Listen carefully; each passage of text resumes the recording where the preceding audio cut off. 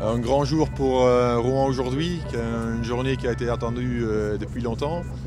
On fait la dépose de la travée de 115 mètres, la travée endommagée. Derrière moi, il y a la barge qui se met petit à petit en position définitive, c'est-à-dire en dessous de l'ouvrage existant. Ensuite, elle va se mettre en position pour pouvoir soulever l'ouvrage, c'est-à-dire que nous allons aujourd'hui soulever la travée entière de 115 mètres et on va la monter de 2,50 m environ avant de la transférer vers sa position parking. On va par contre se servir de 3 critères. On a d'abord des possibilités de déballastage de la barge qui fait qu'on peut faire monter la barge. On a des tours autogrimpants sur la barge aussi et en plus on va se servir de la marée montante.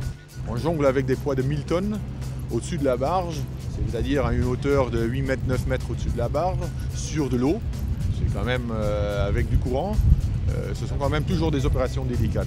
En particularité ici, la particularité c'est qu'on a à voir avec un pont qui est endommagé. Normalement un pont on peut parfaitement le calculer et prédire le comportement d'un ouvrage. Ici on a à voir quand même avec un pont qui a déjà souffert, ce qui rend l'opération encore plus délicate. La barge, après avoir repris la travée métallique et l'avoir dégagée donc de l'ouvrage, va pivoter, se remettre dans le sens de la Seine.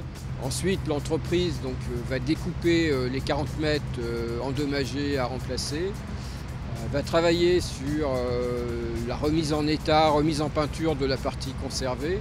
Et au mois d'avril, la partie neuve qui est actuellement je dirais réalisée aux 3/4 en usine à Éclos en Belgique, va être acheminée à Rouen.